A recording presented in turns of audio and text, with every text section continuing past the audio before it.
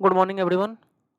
आज हम लोग बिहार बोर्ड का चैप्टर 1 देखने वाले हैं, ज्योग्राफी का, जिस चैप्टर का नाम है आपका भारत स्थिति एवं विस्तार।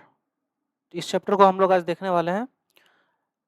हम लोग देखते हैं क्या बात करता है ये चैप्टर आपका। हमारा देश भारत विश्व की प्राचीनतम संस्कृतियों में से एक है। हमारे यहाँ देखोगे तो बहुत पहले से अगर बात करें तो हमारे यहाँ आप लोगों को क्या देखने को मिलता है। हमारे यहाँ आपको हड़प्पा सभ्यता बहुत पहले से देखने को मिलती है। हमारे यहाँ बहुत दिन पहले आपको वैशाली में एक गणराज्य देखने को मिलता है, जो कि विश्व का सबसे पहला गणराज्य माना जाता है। हमारे यहाँ हमारे देश के नाम पे आपको एक महासागर का नाम देखने को मिलता है, जिसको हम लोग हिंद महासागर कहते हैं। हिंद महासागर कहते हैं। ये हिंद महासागर नाम इसलिए पड़ा है क्योंकि हमारी जो स्थिति है, आपकी जो डोमिनेंस है हमारा हिंद महासागर में, वो अन्य देशों की तुलना में सबसे अधिक है। इसलिए हम लोग विश्व में एकमात्र महासागर हिंद महासागर है, जिसका नाम की भारत देश के नाम पे रखा गया है। ठीक है, इसमें बात करें और क्या बात करता है, यह दक्षिण एशिया में भारत की महत्वपूर्ण स्थिति को दर्शाता है। दक्षिण एशिया में देखोगे तो भारत एक महत्वपूर्ण देश है आपका। ठीक है, दक्षिण एशिया में पिछले कुछ दशकों का बात करें तो हम लोग अपना औद्योगिकी हो गया, कृषि हो गया, निर्यात हो गया, शिक्षा हो गया, इन सब पर हम लोगों ने बहुत काम किया है और हम लोग लगातार आगे बढ़ते जा रहे हैं। ठीक है, लगातार आगे बढ़ते जा रहे हैं। इसमें मेन दिक्कत क्या आ रहा है? मेन दिक्कत आ रहा है आपका जनसंख्या, क्योंकि आपको पता है कि संसाधन तो सीमित है हमारे पास। संसाधन सीमित होने के बावजूद भी हमारे यहाँ जनसंख्या विस्फोट बहुत ज़्यादा देखने को मिलता है, जिसके कारण कि हमारा सर्वांगीण विकास में दिक्कत आ रहा है। अब सर्वांगीण विकास क्या है? सर्वांगीण विकास कहने का मतलब है हर क्षेत्र में जब हम लोग विकास करते हैं, ठीक है, उसी को हम लोग एक तरह से सर्वांगीण विकास के नाम से भी जानते हैं। अब हम लोग बात करते हैं भारत की स्थिति की। भारत की स्थिति का बात करेंगे तो आप लोगों को पता है भारत एक बहुत बड़ा विशाल देश है। इसका मुख्य जो भूभाग है, मुख्य भूभाग का मतलब समझते हैं आप लोग? मुख्य भूभाग कहने का मतलब है कि जो आपका अंडमान एंड निकोबार और लक्षद्वीप को हटा दें तो उसका बात करें तो आपका कितना है, इसका मुख्य भूभाग अगर देखा जाए तो 8 डिग्री 4 मिनट से 37 डिग्री 6 मिनट उत्तर अक्षांश और 68 डिग्री 7 मिनट पूर्व से लेकर 97 डिग्री 25 मिनट पूर्वी देशांतर तक फैला हुआ है। ठीक है, यदि हम भारत के द्वीप समूह को सम्मिलित करते हैं तब इसका दक्षिण में विस्तार 6 डिग्री 45 मिनट उत्तर अक्षांश से शुरू होता है। भारत का दक्षिणतम बिंदु इंदिरा पॉइंट है, जो कहाँ पे है आपका? अंडमान एंड निकोबार द्वीप समूह में अवस्थित है। ठीक है, 23 डिग्री 30 मिनट भारत के एकदम बीचों बीच से गुजरती है, जिसको हम लोग कर्क रेखा भी कहते हैं। यह भारत को लगभग 2 बराबर भागों में बांटती है। इसमें देखोगे अगर बात करोगे तो कितने राज्य से होकर गुजरती है, तो कुल 8 राज्यों से होकर गुजरती है। इसमें देखोगे तो पहला आपका गुजरात है, दूसरा देखोगे आपका तो वहीं पे पड़ता है आपका राजस्थान, तीसरा बात करोगे तो आपका पड़ता है एमपी, चौथा बात करोगे तो पड़ता है आपका छत्तीसगढ़, पांचवा बात करोगे तो पांचवा आपका पड़ता है यूपी, छठा बात करोगे तो छठा आपका पड़ता है झारखंड। नहीं, यूपी नहीं पड़ता है बाबू, यूपी नहीं पड़ता है, यूपी नहीं पड़ता है आपका। पांचवें नंबर पे आपका पड़ता है झारखंड। ठीक है, और छठे नंबर पे आपका पड़ता है, पांचवा बात करें ये 5 नंबर हो जाएगा। छठा नंबर पे बात करें तो आपका पड़ता है वेस्ट बंगाल। सातवें नंबर पे बात करें तो आपका पड़ता है त्रिपुरा, और 8वें नंबर पे बात करें तो ये आपका पड़ता है मिजोरम। ये कुल 8 राज्यों से आपका कर्क रेखा भारत से गुजरती है। ठीक है, अब हम लोग फिगर के माध्यम से इसको समझने का कोशिश करते हैं। देखिए, यहाँ पे आपका मैप में दिया हुआ है, इसको थोड़ा सा मैप को छोटा कर लेते हैं ताकि पूरा मैप आपका आ जाए इसमें।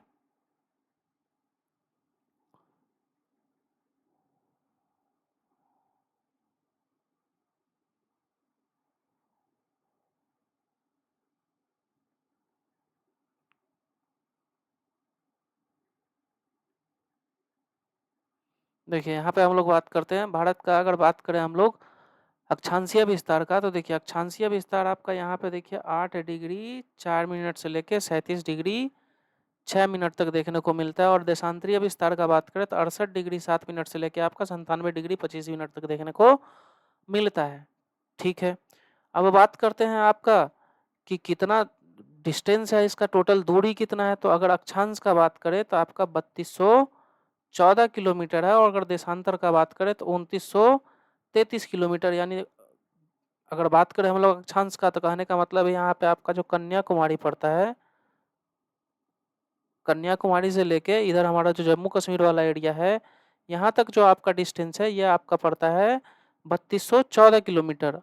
और अगर यहाँ पे देखोगे गुजरात से लेके इधर अगर हम लोग बात करें आपका अरुणाचल प्रदेश तक, अरुणाचल प्रदेश तक, ये आपका पड़ता है 2933 किलोमीटर। यानी लंबाई का अगर बात करें तो लंबाई हमारा हो जाता है 3240 किलोमीटर 14 किलोमीटर, और चौड़ाई का बात करें तो चौड़ाई हमारा हो जाता है 2933 किलोमीटर। ठीक है, आगे बात करते हैं। देखोगे तो आपको भारत में क्या है, भारत में देखोगे तो आपको पश्चिम में अगर बात करोगे तो पाकिस्तान देखने को मिलता है, उत्तर में देखोगे तो यहाँ पे आपको अफगानिस्तान देखने को मिलता है, इधर बात करोगे तो आपको चीन, नेपाल, भूटान देखने को मिलता है। पूरब की ओर आओगे तो यहाँ पे बांग्लादेश है, यहाँ पे देखोगे म्यांमार है, नीचे देखोगे तो हमारा बंगाल की खाड़ी पड़ती है पूरब की तरफ, और पश्चिम की तरफ आपका अरब सागर पड़ता है। पूरब में ही हमारा एक आइलैंड है बंगाल की खाड़ी में, जिसको हम लोग अंडमान एंड निकोबार द्वीप समूह के नाम से जानते हैं। और पश्चिम में बात करोगे तो अरब सागर में हमारा एक द्वीप है जिसको हम लोग लक्षद्वीप के नाम से जानते हैं। ठीक है, आगे देखते हैं आगे क्या है आपका।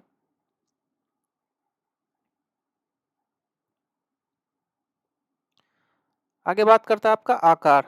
आकार क्या है, तो आकार भारत का जो कुल क्षेत्रफल है वो आपका 32.8 लाख वर्ग किलोमीटर है, जो कि दुनिया का अगर क्षेत्रफल का बात करें, यानी भारत का जो क्षेत्रफल है, जो एरिया है आपका, वो है 3.28 मिलियन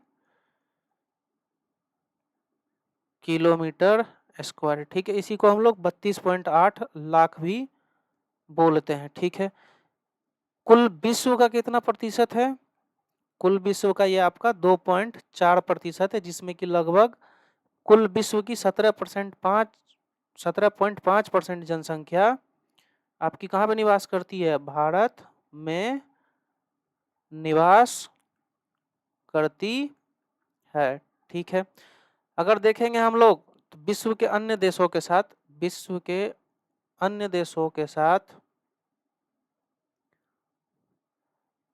तुलना करें, अगर हम लोग तुलना करते हैं तो हमारा देश जो है विश्व में 7वें नंबर पे आता है। कितने नंबर पे आता है, 7वें नंबर पे। पहला नंबर पे आपका आता है रूस, दूसरे नंबर पे आपका आता है कनाडा, तीसरे नंबर पे आता है आपका संयुक्त राज्य अमेरिका, चौथे नंबर पे आता है आपका चीन, पांचवें नंबर पे आता है ब्राजील, छठे नंबर पे आता है ऑस्ट्रेलिया, और सातवें नंबर पे आपका आता है भारत। यानी क्षेत्रफल के आधार पे, किसके आधार पे, क्षेत्रफल के आधार पर भारत विश्व का 7वां बड़ा देश है, 7वां बड़ा देश है। अगर जनसंख्या के आधार पे बात करें बाबू, तो जनसंख्या के आधार पर, जनसंख्या के आधार पे आपका क्या है, भारत फिलहाल तो देखोगे तो दूसरा है। कितना है, दूसरा है, क्योंकि 2011 के बाद हमारे यहाँ जनगणना नहीं हुआ है। पहला नंबर पे आपका कौन सा देश है, पहला नंबर पे आपका चीन है। ठीक है, यहाँ तक हो गया, यहाँ तक कोई दिक्कत नहीं है। अब आगे बात करते हैं आपका, आगे क्या बात करता है, भारत की स्थल सीमा रेखा। भारत की स्थल सीमा रेखा यानी कि भारत जो देशों के साथ अपना शेयर करता है, देशों के साथ जो भूमि लगती है, उसके बारे में बात करते हैं हम लोग स्थल सीमा रेखा में। तो भारत की स्थल सीमा रेखा अत्यंत विशाल है। इसकी स्थल सीमा रेखा तटीय सीमा रेखा की लगभग दोगुनी है। कितनी है, दोगुनी। अगर स्थल सीमा रेखा का बात करें तो टोटल जो आपका लंबाई है 15,200 किलोमीटर है।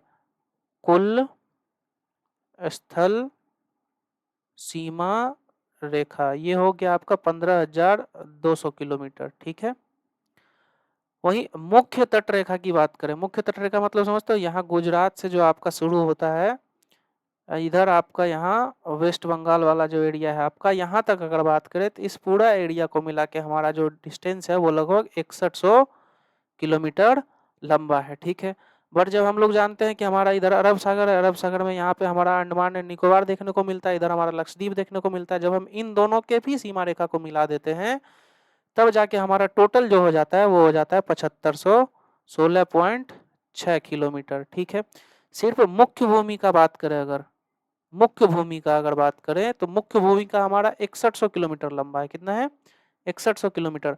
मगर इसमें अंडमान एंड निकोबार और लक्षद्वीप को मिला देते हैं तो हमारा हो जाता है 7516 किलोमीटर। इसको हम लोग थोड़ा सा फिगर से देख लेते हैं। फिगर आपका देखिए यहाँ पे दिया हुआ है, ये देखिए,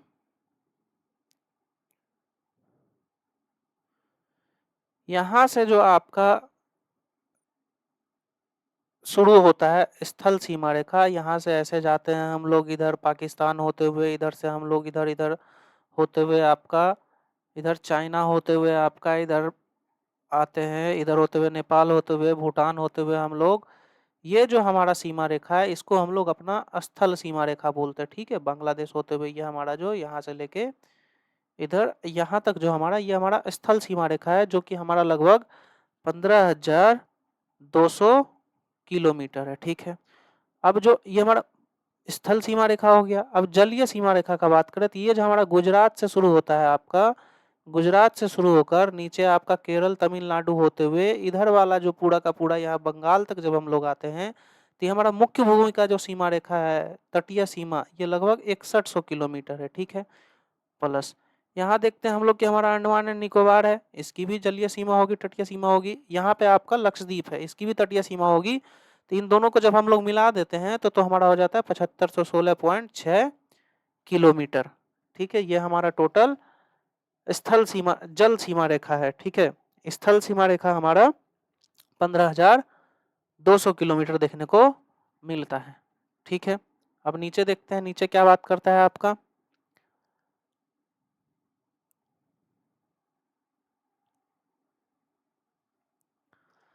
भारत का जो आपका मुख्य भूमि का सबसे दक्षिणतम बिंदु है उसको हम लोग कैप कॉमोडिन या कन्याकुमारी कहते हैं। सबसे दक्षिणतम बिंदु, ये मुख्य भूमि का हम लोग बात कर रहे हैं, मुख्य भूमि का सबसे दक्षिणतम बिंदु आपका कन्याकुमारी, या फिर इसी को हम लोग कैप कैमोरीन बोलते हैं। ठीक है, अब यहाँ पे आ गया छोड़ भारत की मुख्य भूमि का अंतरीप का रूप ले लेता है, जो कन्याकुमारी की बात करता है। तो अंतरीप किसको कहते हैं? तो अंतरीप क्या है? समुद्र की ओर मुख्य स्थलीय भाग का निकला हुआ सकड़ा या पतला भाग जो तीन ओर से समुद्र से घिरा होता है, अंतरीप कहलाता है। देखेंगे तो हमारा जो ये वाला भाग है आपका, ये तीन तरफ से समुद्र से घिरा हुआ है। कौन कौन सा? इधर देखोगे आप तो अरब सागर हो गया आपका, इधर देखोगे आपका तो बंगाल की खाड़ी हो गई आपकी, और इधर देखोगे तो हमारा हिंद महासागर हो गया। ठीक है, इसीलिए हम लोग अंश को अंतरीप या फिर केप कमोडिन या फिर कन्याकुमारी के नाम से जानते हैं। ठीक है, भारत के प्रायद्वीप का आकार का मेन तीन कारण जो है, तीन कारण आपका क्या है? एक तरफ आपका पूरब में बंगाल की खाड़ी देखने को मिलती है, पश्चिम में अरब सागर देखने को मिलता है और दक्षिण में हिंद महासागर देखने को मिलता है। और प्रायद्वीप किसको बोलते हैं आपको हम? प्रायद्वीप उसको बोलते हैं जो कि तीन तरफ से, कितने तरफ से? तीन तरफ से जल से घिरा हो, जल से घिरा हो, उसे प्रायद्वीप कहा जाता है। ठीक है, आगे हम लोग देखते हैं आगे क्या बात करता है आपका। आगे बात करता है कि यह तीन ओर से समुद्र से घिरा हुआ है, इसकी प्रायद्वीपीय आकार के कारण इसकी सीमा रेखा इतनी लंबी है तथा हिंद महासागर के मध्य भाग में स्थित है। ठीक है, अब भारत के उत्तर में बात करोगे तो उत्तर में हम लोगों को क्या देखने को मिलता है? हिमालय देखने को मिलता है। ठीक है, पूरब में देखोगे तो पूरब में आपका पूर्वांचल की पहाड़ी देखने को मिलती है, पूर्वांचल की पहाड़ी देखने को मिलती है इधर म्यांमार के साइड में। ठीक है, इधर देखोगे तो आपका पाकिस्तान है, नीचे देखोगे आपका तो अरब सागर है, पूरब में देखोगे आपका तो बांग्लादेश है। यहाँ पे बांग्लादेश के नीचे देखोगे यहाँ पे आपका बंगाल की खाड़ी देखने को मिलती है। ठीक है, अक्षांश और देशांतरीय विस्तार का प्रभाव क्या पड़ता है हमारे ऊपर, इसके बारे में बात करते हैं। तो आपको पता होगा कि हमारा यहाँ पे नॉर्थ ले लें, ये साउथ ले लें, ये वेस्ट ले लें और ईस्ट ले लें, दोनों का डिस्टेंस जो बात करोगे, जो दूरी देखोगे तो लगभग आपका कितना 30 डिग्री के आसपास देखने को मिलता है। ठीक है, परंतु अगर वास्तविक रूप से अगर भूमि का बात करें तो आप लोग देख चुके हो कि एक का डिस्टेंस हमारा 3214 किलोमीटर है और एक डिस्टेंस हमारा 2933 किलोमीटर है। तो इसके बीच में थोड़ा सा अगर मुख्य रूप से अगर देखें तो उसमें थोड़ा सा डिस्टेंस पाया जाता है। ठीक है, क्या बात करता है आपका प्रभाव, क्या है आपका भारत का अक्षांशीय एवं देशांतरीय विस्तार दोनों लगभग समान 30 डिग्री, किंतु भूमि पर दोनों वास्तविक रूप से समान नहीं है। अभी तो बात किया हम लोग, अक्षांशीय विस्तार हमारा 3214 किलोमीटर और देशांतरीय विस्तार हमारा 2933 किलोमीटर देखने को मिलता है, जो कि आपको इस मैप में भी हम लोग दिखाए थे, देखिए यहाँ पे। ठीक है, आगे देखते हैं आपका क्या बात करता है। इसका कारण क्या है, इसका कारण क्या है आपका अक्षांशीय और देशांतरीय विस्तार का। पृथ्वी पर अक्षांशीय अंतर अक्षांशीय दूरी समान होती है, किंतु अंतर देशांतरीय दूरी जैसे ध्रुवों की ओर जाते हैं कम होती जाती है। क्या है आपका, देखोगे जब आप अक्षांश और देशांतर को देखोगे तो आपको एक चीज पता चलेगा। देखिए दिखाते हैं आपको अक्षांश और देशांतर के बारे में थोड़ा सा। देखिए ये देखिए, ये जो आपका लाइन दिख रहा है ये आपका अक्षांश है। ठीक है, ये लगभग दो जो लाइन होता है ये लगभग बराबर होता है आपका। ठीक है, मगर जब देशांतर का बात करोगे तो आपको ये इक्वेटर पे यानी कि भूमध्य रेखा पर ये आपको बड़ा बड़ा दिखेगा। और जैसे आप नॉर्थ पोल या फिर साउथ पोल की ओर जाओगे, उत्तरी या दक्षिणी ध्रुव पे जाओगे, तो ये आपका धीरे धीरे क्या होता चला जाता है, पतला होता चला जाता है, क्योंकि सारी रेखाएं एक जगह पे आके आपकी क्या होती हैं, मिलती हैं, देशांतरीय रेखाएं। परंतु अक्षांशीय रेखाएं ये कभी भी एक रेखा दूसरे रेखा से कभी भी नहीं मिलती हैं। ठीक है, आगे देखते हैं आपका क्या बात करता है।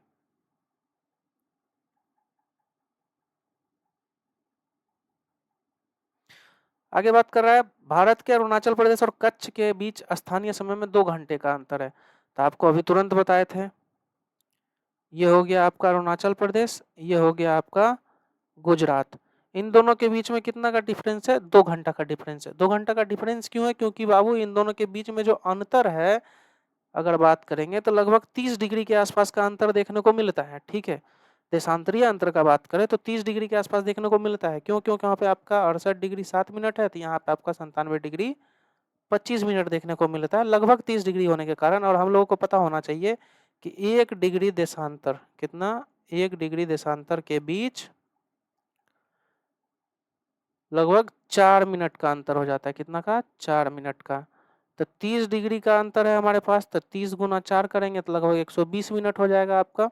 120 मिनट कहने का मतलब है आपका 2 घंटा। इसीलिए आपका क्या है, देखोगे कि अरुणाचल प्रदेश में सूरज पहले उग जाएगा और गुजरात में आपका सूरज लेट से उगेगा। देखो यहाँ पे इसका कारण दिया हुआ है कि जब अरुणाचल प्रदेश में सूर्योदय होता है तो कच्छ में उस समय अंधेरा रहता है, वहां 2 घंटे बाद सूर्योदय होता है। ऐसा होने का कारण क्या है, क्योंकि 23 डिग्री भारत का देशांतरीय विस्तार है।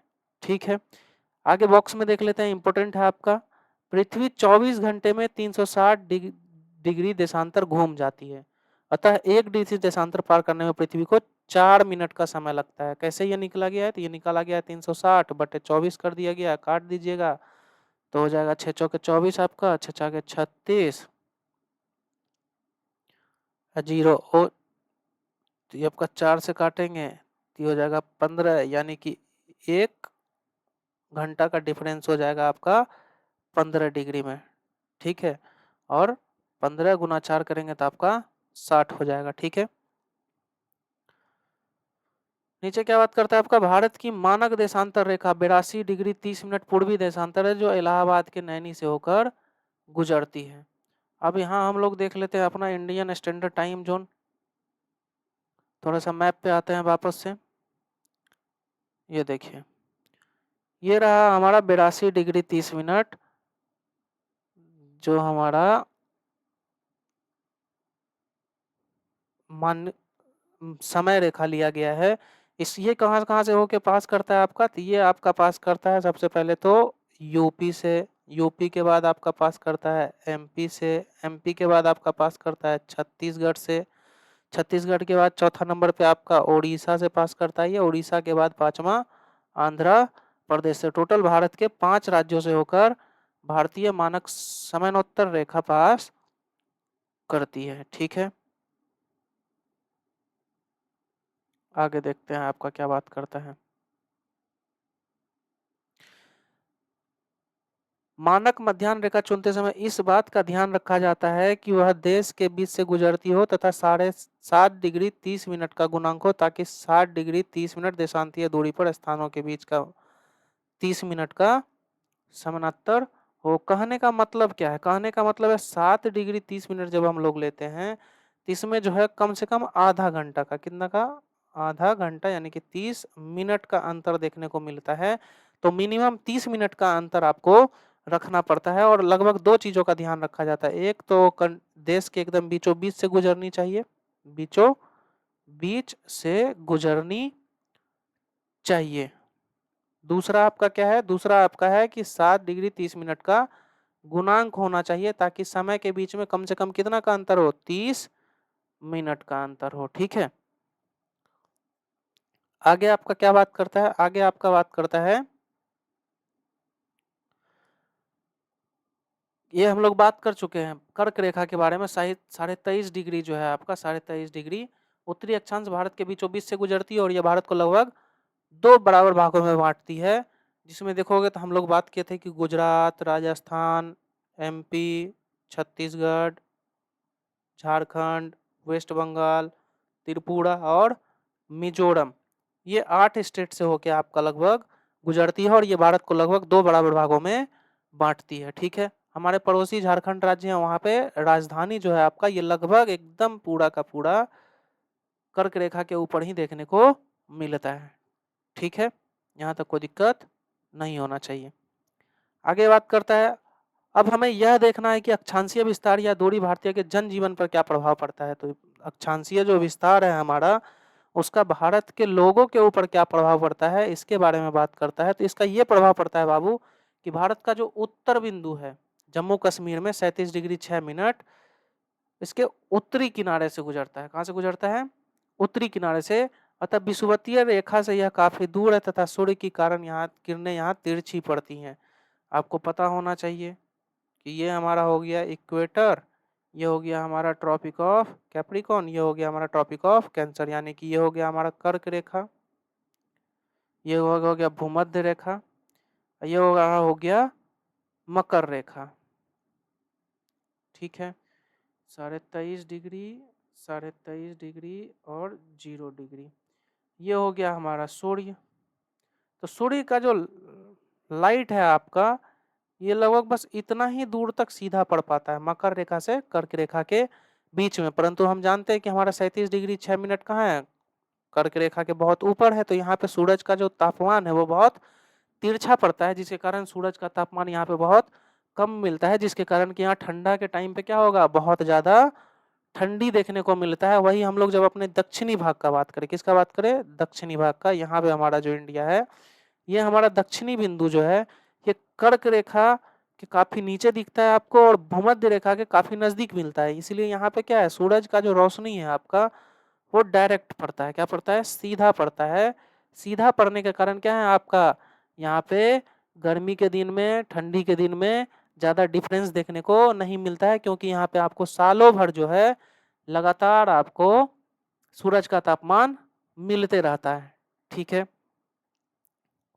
वही बात करता है यहाँ पे। इसके विपरीत भारत का दक्षिणी भाग केरल और तमिलनाडु राज्य विषुवत रेखा के काफी निकट है, अतः यहाँ सूर्य की किरणें अपेक्षाकृत सीधी पड़ती है और सूर्य ताप अधिक मिलता है।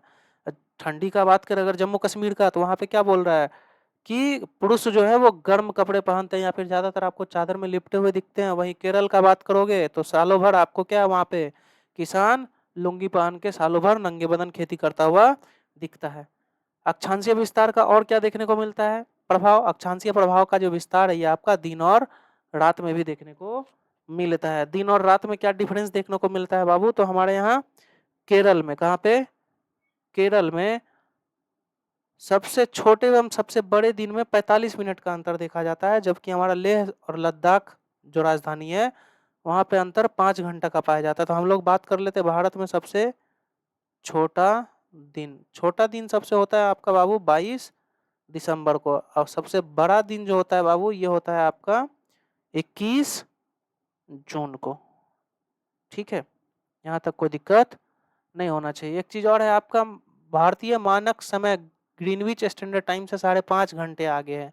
जो ग्रीनविच है आपका इंग्लैंड में, वो 0 डिग्री जो है आपका देशांतर, वहां से जो आपका समय है हमारा कितना, लगभग 5.5 घंटे आगे है। यानी अगर दोपहर का 12 बज रहा होगा अगर इंग्लैंड में, तो हमारे इंडिया में उस समय में शाम का 5:30 बज रहा होगा। ठीक है, कोई दिक्कत नहीं है। भारतीय मानक समय के कारण ही भारत में घड़ियां सभी जगह एक ही समय बताती है, जबकि पूर्वी राज्यों में सूर्योदय कक्ष की तुलना में अधिक होता है। हमारे यहाँ मानक समय उत्तर एक ही लिया गया है। एक क्यों लिया गया है? ताकि हम लोगों के बीच में एकता बनी रहे, पहला चीज है। दूसरा चीज ये है आपका कि मान लो भारत है, कोई आदमी गुजरात में रहता है, कहाँ पे रहता है? गुजरात में रहता है। या फिर कोई आदमी आपका अरुणाचल में रहता है, अरुणाचल में पता चले वो फ्लाइट लिया, वहां से ट्रेन पकड़ा, निकला गुजरात के लिए, तो पता चले अरुणाचल में 7 बजे ट्रेन था, तो 7 बजे के बदले 5 बजे घर से निकलेगा। और गुजरात में अगर मान लो देखा जाए तो गुजरात में बोलेगा कि 7 बजे ट्रेन था, तो यहाँ से फ्लाइट से जाने के बाद भी ये 7 बजे वाला ट्रेन नहीं पकड़ पाएगा। इसमें बहुत सारा दिक्कत हो जाएगा बाबू, इसीलिए इसको आपका एक मानक समय रेखा भारत में रखा गया है। ठीक है, आगे बात करता है आपका भारत तथा विश्व का। तो भारत तथा विश्व के रूप में देखते हैं हम लोग क्या बात करता है ये। भारत अपनी प्रायद्वीपीय द्वीपीय आकृति के कारण हिंद महासागर में शीर्ष पर स्थित है। इसका जो प्रायद्वीपीय आकृति है, यानी तीनों तरफ से जो ये अरब सी है, ये आपका बेस्ट बे ऑफ बंगाल है, इधर आपका इंडियन ओशियन है, हिंद महासागर, इधर आपका कौन सा है, इधर आपका अरब सागर है, जिसके कारण हम लोग भारत को प्रायद्वीपीय भारत बोलते हैं।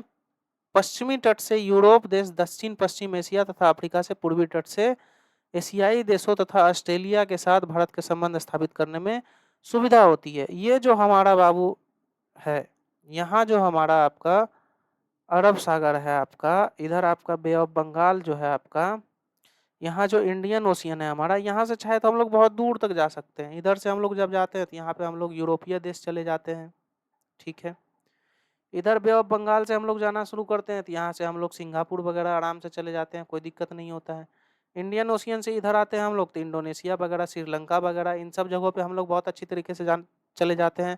तो भारत का जो स्थिति है एशिया में, वो एक बहुत इंपॉर्टेंट जगह पे है, महत्वपूर्ण जगह पे है, जिसके कारण कि आप कहीं भी एक जगह से दूसरी जगह व्यापार वगैरह बहुत अच्छे तरीके से कर सकते हो। ये इंडिया का बहुत अच्छा चीज है। ठीक है, आगे क्या बात करता है आपका, आगे बात करता है हिंद महासागर में भारत जैसी महत्वपूर्ण स्थिति एशिया के किसी अन्य देशों की नहीं है, इसलिए महासागर, एक महासागर का नाम भारत के देश के नाम पे रखा गया। ये हम लोग पहले ही बात किए थे कि भारत की जो स्थिति है इंडियन ओशियन में, वो बहुत इम्पोर्टेंट है। ठीक है, हमारी जैसा स्थिति किसी और देश का नहीं है, जिसके कारण कि हम लोगों को एक जो ओशियन है आपका, उसका नाम भारत के नाम पे रखा गया है, जिसको हम लोग हिंद महासागर के नाम से जानते हैं। अब ये ज्ञात कीजिए का क्वेश्चन आया है, बोध गया का अंतरराष्ट्रीय महत्व क्या है? तो अब बोध गया का अंतरराष्ट्रीय महत्व जानते हो क्या? क्योंकि यहाँ पे गौतम बुद्ध को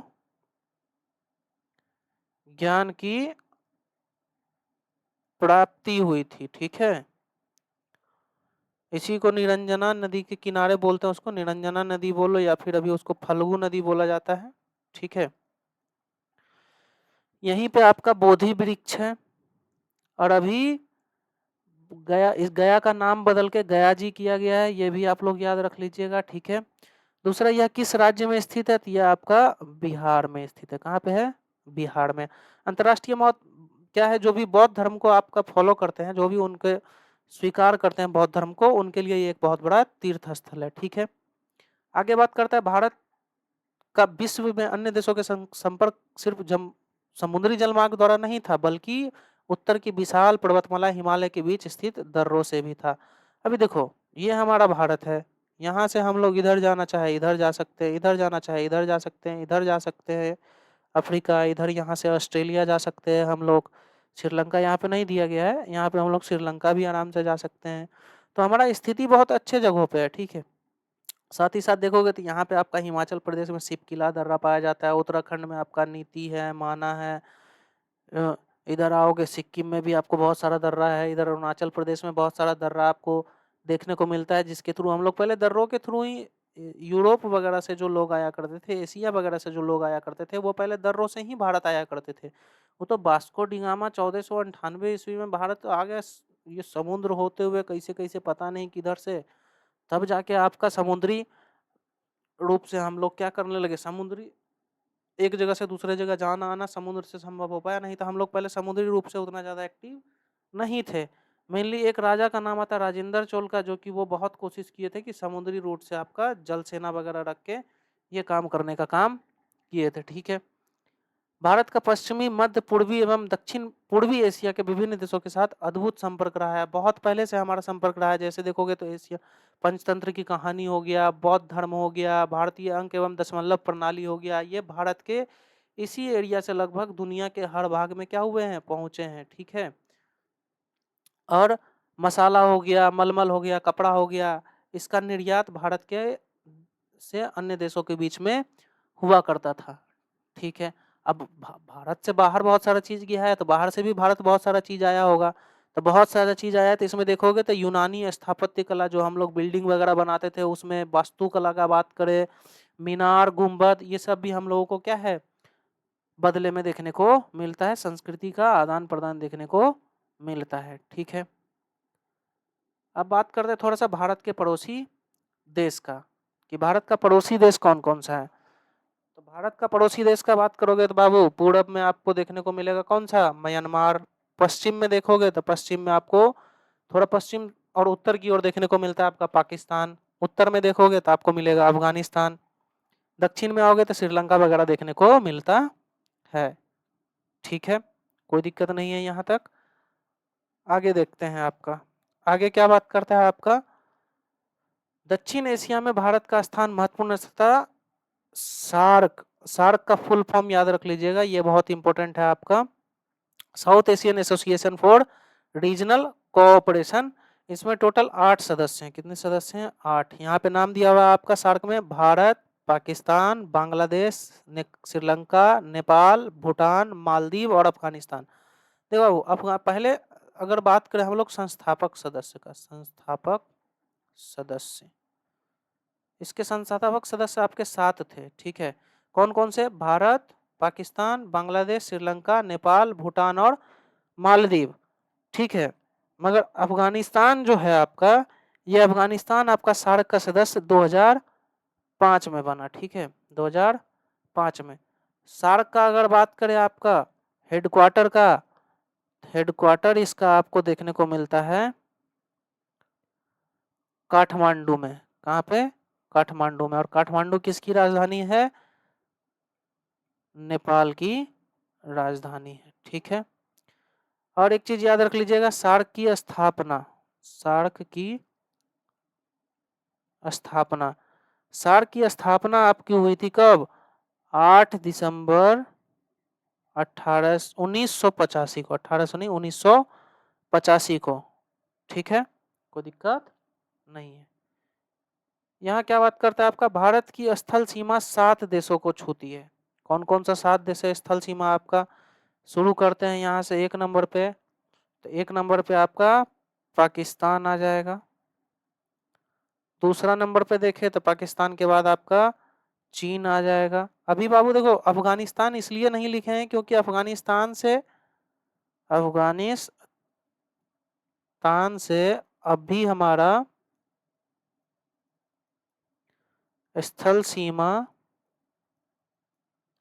नहीं लगता है। क्यों, क्योंकि पीओके जो है आपका, ये पाकिस्तान के पास है, इसीलिए नहीं लगता है। ठीक है, ऐसे देखोगे तो हमारा लगभग 106 किलोमीटर अगर पीओके आ जाएगा तो अफगानिस्तान से हमारा भी सीमा लगने लगेगा। अभी बात करते कितना देश से लगता है स्थल सीमा, तो पाकिस्तान से लगता है आपका, चीन से लगता है आपका, भूटान से लगता है आपका, नेपाल से लगता है आपका, म्यांमार से लगता है आपका, तिब्बत से लगता है आपका, और देखोगे तो आपका एक और जो देश पड़ता है आपका बांग्लादेश। ये 7 देश हैं टोटल जिससे आपका सीमा लगता है। ठीक है, अब देश का नाम यहाँ पे दिया हुआ है, देखोगे तो पाकिस्तान, अफगानिस्तान, चीन, नेपाल, भूटान, बांग्लादेश तथा म्यांमार। अच्छा, तिब्बत को इसमें से हटाया गया है। अभी फिलहाल आप लोग इतना याद रखिएगा कि अफगानिस्तान से अभी हमारा सीमा नहीं लगता है। 106 किलोमीटर का सीमा है, मगर अभी हमारा प्रेजेंट में नहीं लगता है। ठीक है, अब अगर हम लोग बात करें श्रीलंका एवं मालदीव का, तो हिंद महासागर में यह स्थित है आपका, और ये आपका दो द्वीपीय देश है आपका, जो कि पूरी तरह से हिंद महासागर में अवस्थित है। ठीक है, श्रीलंका भारत से किस तरह से अलग होता है, तो श्रीलंका भारत से मन्नार की खाड़ी तथा पाक जल संधि द्वारा अलग होता है। ठीक है, भारत की मुख्य भूमि आपकी जो धनुष कोटी है, वहां से श्रीलंका का बात करें तो श्रीलंका का जो दूरी है मात्र 24 किलोमीटर है। कौन सा है, 24 किलोमीटर है। और भारत से जो एक बार राम सेतु, मतलब समझते हो, राम सेतु जो बोलता है कि राम जी के द्वारा बनाया गया था, वो आपका बना हुआ है यहाँ से लेके श्रीलंका जाने के लिए। ठीक है, आगे देखोगे तो आपका क्या, उत्तर एवं उत्तर पूर्व में स्थल भाग भारत की सीमा रेखा पर्वत श्रृंखला द्वारा निर्धारित होती है। उत्तर में देखोगे तो भारत, पाकिस्तान, अफगानिस्तान, चाइना, इन सब से हमारा जो है आपका ये पर्वत रेखा जो है, पर्वत श्रृंखला जो उसके द्वारा जो है हमारा निर्धारित होता है। जम्मू कश्मीर, ये इंपॉर्टेंट है, जम्मू कश्मीर एक ऐसा क्षेत्र है जहां भारत तथा अफगानिस्तान और चीन की सीमाएं मिलती हैं। ये बहुत जरूरी क्वेश्चन है आपका। जम्मू कश्मीर में क्या है आपका, भारत, अफगानिस्तान और चीन तीनों का सीमा जो है आपका ये आके आपका मिलता है। ठीक है, इस क्षेत्र से कुछ ही दूरी पर पाकिस्तान, तजाकिस्तान की सीमाएं हैं। इस तरह इसके निकटस्थ 5 देशों की सीमाएं होने के कारण इस क्षेत्र को सामरिक दृष्टि से अत्यंत संवेदनशील है। इसीलिए जम्मू कश्मीर में आपको देखोगे बहुत समय पे आपको दिक्कतें देखने को मिलती हैं। जम्मू कश्मीर के उत्तर पूर्व में क्या है, तिब्बत का पठार है। अब किसके अंतर्गत है, वो चीन के अंतर्गत है। किसके अंतर्गत है, चीन के अंतर्गत है। ठीक है, यहाँ कैलाश मानसरोवर और कैलाश पर्वत और मानसरोवर झील है। हम लोग जो जाते हैं ना कैलाश पर्वत की परिक्रमा करने के लिए, वो अभी किसके पास है, चीन के पास है। मानसरोवर झील भी आपका चीन के पास है। इसके उत्तर पूर्व की ओर जब हम लोग जाते हैं तो हमारे यहाँ नेपाल एक और पड़ोसी देश है आपका। ठीक है, नेपाल क्या है आपका, पूरी तरह से हिमालय में बसा हुआ है। ठीक है, सांस्कृतिक दृष्टि से देखोगे तो नेपाल भारत के बहुत निकट है। हम लोग बात करते हैं कि नेपाल से हमारा कैसा संबंध है, बेटी रोटी का संबंध है। खाना पीना हम लोग नेपाल उपाल को जब जरूरत पड़ता है तब पहुंचाते रहते हैं। ठीक है, नेपाल के हिमालय से निकलने वाली नदियां बिहार के मैदानी क्षेत्र में होकर गंगा में मिलती है। जैसे नेपाल से देखोगे तो बहुत सारा नदी निकलता है, जिसमें मेन जो एक रिवर है आपका कोसी नदी है, जिसको हम लोग बिहार का शोक कहते हैं। क्या कहते हैं, बिहार का शोक कहते हैं। ठीक है, इसका उद्गम कहाँ पे है, नेपाल में है। अब देखो, भारत और नेपाल में कोसी नदी पर एक संयुक्त परियोजना विकसित हुई। ठीक है, जिसका कारण पारस्परिक सहयोग एवं मैत्री भावना को बल मिला है, जिसको हम लोग बोलते हैं सप्तकोशी उच्च बांध परियोजना। सप्तकोशी उच्च बांध परियोजना।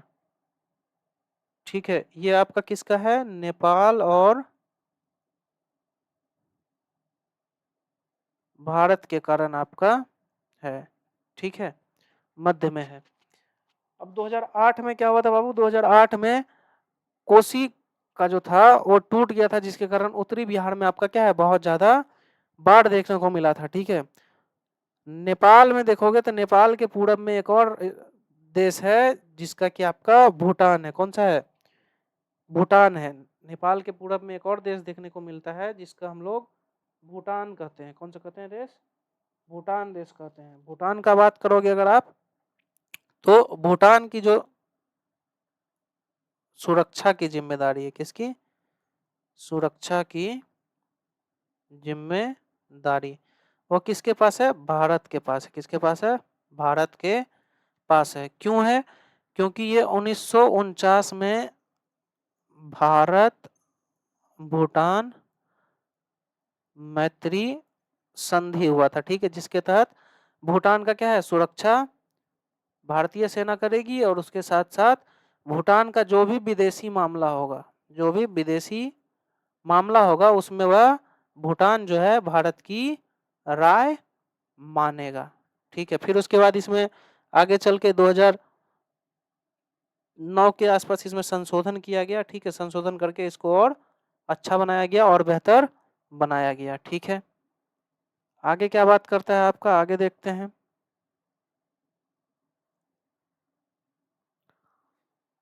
अब देखो इस मैप से थोड़ा सा हम लोग बहुत सारा चीज को समझने का कोशिश करते हैं, ठीक है।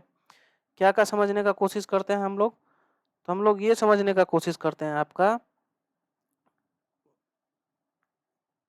कि पाकिस्तान से जो है आपका, ये तो आपको बता दिए कर्क रेखा से लगभग भारत के 8 राज्यों से होकर गुजरती है, इसमें तो कोई दिक्कत नहीं है। देखोगे ये रहा आपका गुजरात, उसके बाद छोटा सा पार्ट देखिएगा तो राजस्थान का है आपका, फिर हो गया मध्य प्रदेश, फिर हो गया आपका झारखंड, फिर हो गया आपका छत्तीसगढ़ का भी बीच में थोड़ा सा पार्ट लगता है आपका। उसके बाद इधर आओगे तो पश्चिम बंगाल, यहाँ देखोगे त्रिपुरा और यहाँ देखोगे तो मिजोरम। ये 8 राज्य टोटल है जो कि आपका कर्क रेखा से होकर गुजरता है भारत के बीचों बीच से, ठीक है। पाकिस्तान से जो हमारा बाउंड्री शेयर होता है, देखो यहाँ पे गुजरात है, राजस्थान है, पंजाब है, जम्मू कश्मीर है। नेपाल से देखोगे तो आपका उत्तराखंड है, उत्तर प्रदेश है, बिहार है, ठीक है। इस तरह से हम लोग देखने वाले हैं, ठीक है। यहाँ पे बात किए थे हम लोग तो यहाँ पे देखो आपका ये 24 किलोमीटर का डिफरेंस देखने को मिलता है यहाँ पे आपका, ठीक है। इधर देखोगे तो आपका ये मालदीव हो गया, श्रीलंका हो गया, ये हिंद महासागर में हमारा पड़ोसी है पूरी तरह से। ये हमारा अंडमान और निकोबार जो कि आपका बंगाल की खाड़ी में है, इधर आपका अरब सागर में लक्षद्वीप देखने को मिलता है।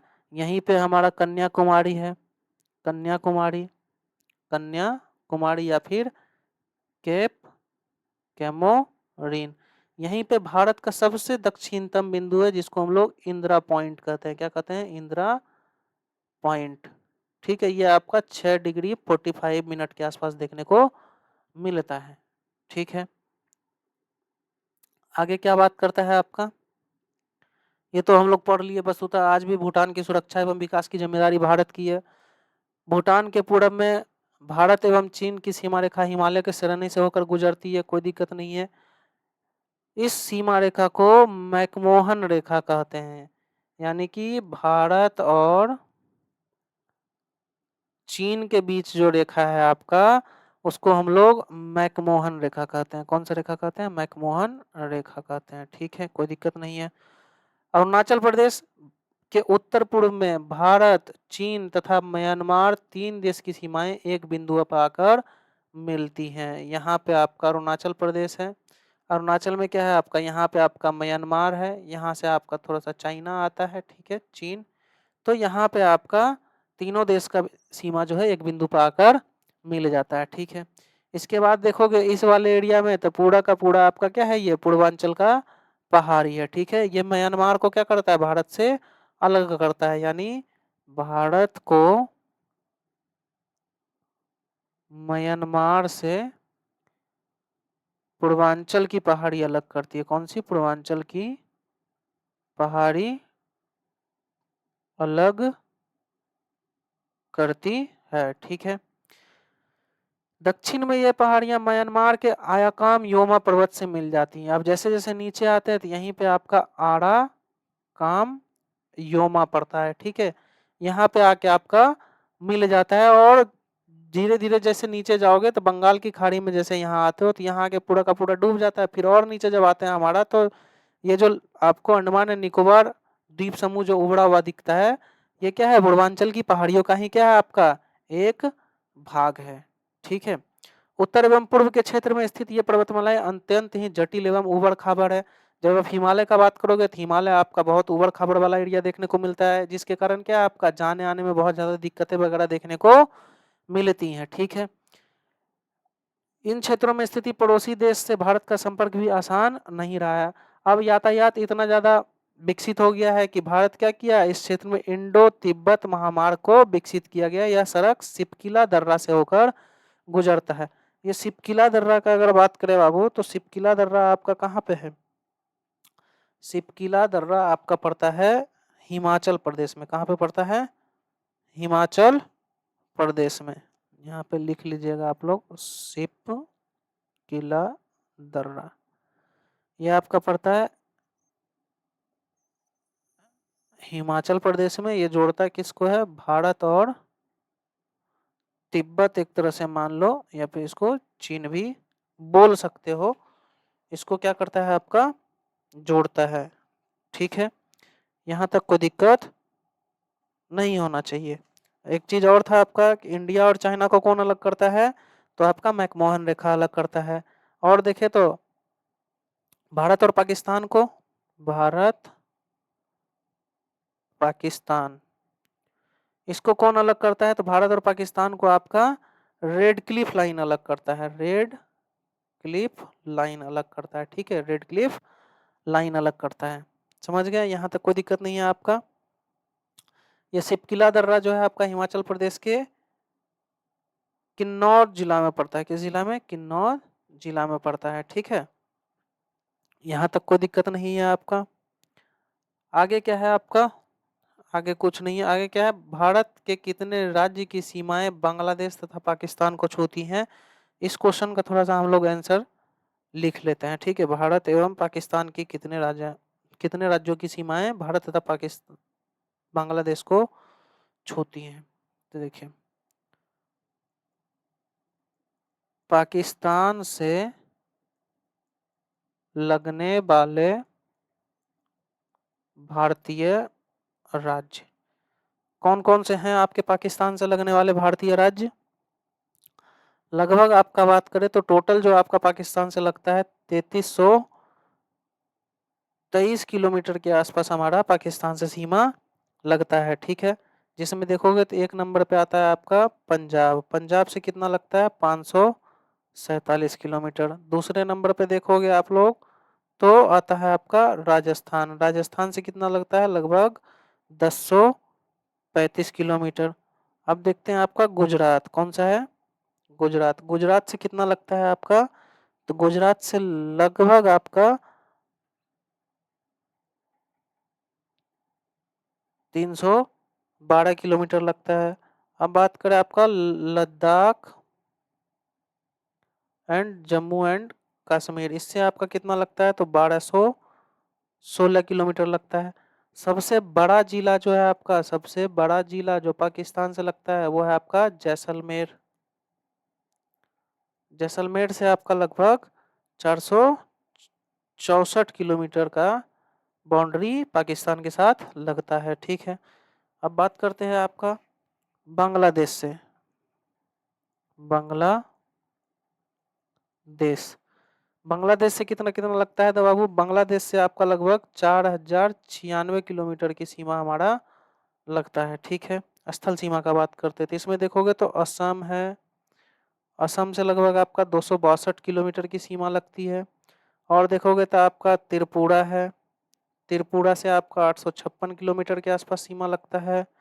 आगे देखोगे तो आपका मिजोरम है। मिजोरम, मिजोरम से आपका 318 किलोमीटर का सीमा लगता है। मिजोरम के अलावा देखिएगा आप लोग तो मेघालय है। मेघालय है, मेघालय से आपका 443 किलोमीटर का सीमा लगता है। एक और है आपका पश्चिम बंगाल, इससे सबसे ज़्यादा सीमा लगता है आपका 2217 किलोमीटर के आसपास, ठीक है। यहाँ तक कोई दिक्कत नहीं है। यहीं पे आपका चैप्टर समाप्त हो जाता है बाबू। अब हम लोग चैप्टर 2 को कल देखेंगे।